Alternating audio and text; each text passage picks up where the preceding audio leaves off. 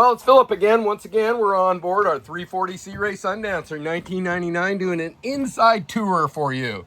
These tours help sell boats. What I see is what you see. There's nothing different than what you're going to see when you come to see the boat.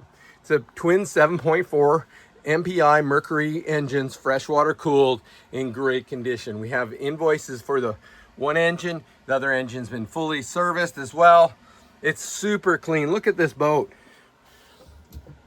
There's a 2-burner electric range, no cookie crumbs or anything. You got plates over top of the sinks. You got an Island Queen berth forward. You got your coffee maker toaster. Rare dinette model. Most of them have a couch there. This has a dinette, so you have opposite seating that does drop into additional seating. In the back lounge turns into additional accommodations if you want. And they have a dehumidifier on board this boat, which is again a nice feature. It keeps the moisture levels down. The carpets are in beautiful shape, the carpet runners as well. Quick look at the fridge. Fridge is clean. Doesn't get any better than this.